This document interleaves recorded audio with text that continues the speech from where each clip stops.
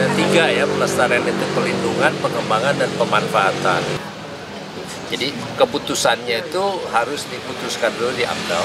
Bagaimana transportasi hewan. Satu persoalan besar di mana keberadaan bangunan ini kan konsumsi kota Bandung itu juga menjadi sangat strategis.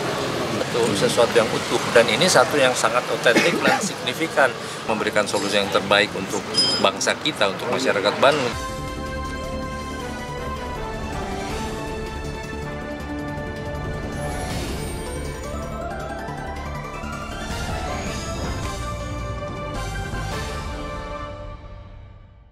Ya kan begini, TACB itu sebetulnya akan memberikan kajian sudah, penetapan sudah, kemudian sekarang adalah untuk ada tiga ya, pelestarian itu pelindungan, pengembangan, dan pemanfaatan. Nah sekarang ceritanya saya tidak berpikir untuk bagaimana bangunan ini ya, tapi keseluruhan wilayah ini, keseluruhan lingkungannya akan sangat berubah.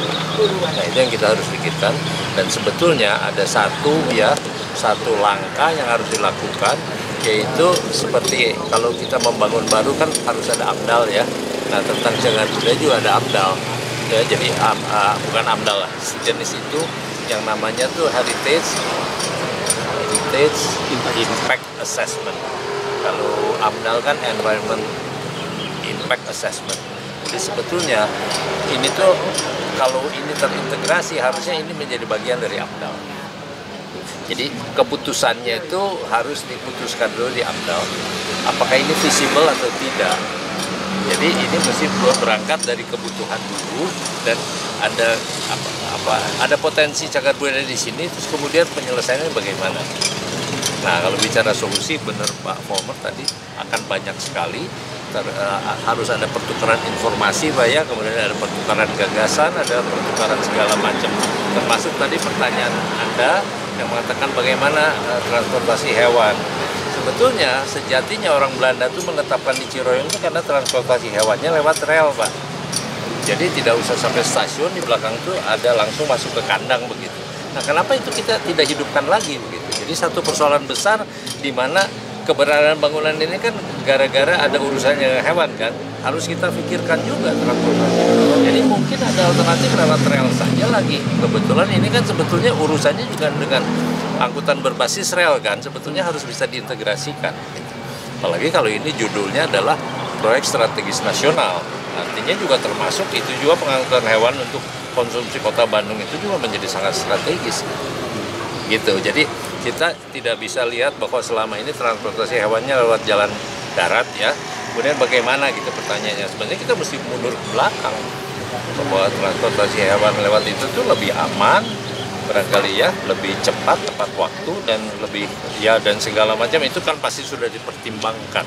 Pak TACB sendiri melihat dengan adanya pembangunan ini ya, terus yang kemungkinan akan memotong cagar, kajiannya seperti apa dari mungkin pihak Kementerian PUPR sehingga begini, sebetulnya bangunan ini kalau pendapat yang sementara awam mengatakan ini kan cuma yang terkena hanya pos jaga begitu ya, sebenarnya bangunan utamanya tidak terlanggar.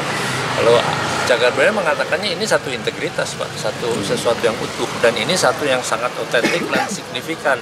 Coba bisa dibayangkan ada kantor jagal yang ada pos jaga, kemudian untuk masuk ke bangunan utamanya itu ada selasar terlindung, itu luar biasa. Ya kan? Nah, jadi kalau bangunan ini seandainya dipotong, sebetulnya secara satu kesatuan, keutuhan itu akan terganggu. Jadi bukan sekedar mengatakan cuma posnya begitu ya. Enggak. Cara pikirnya tidak boleh begitu. Apakah ini akan menjadi perhatian dunia internasional? Bisa jadi.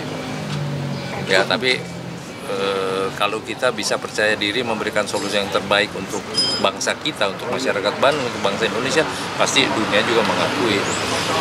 Jadi kalau saya sih tidak terpikir kalau jadi perhatian internasional kemudian kita menjadi lebih rikuh gitu ya, enggak.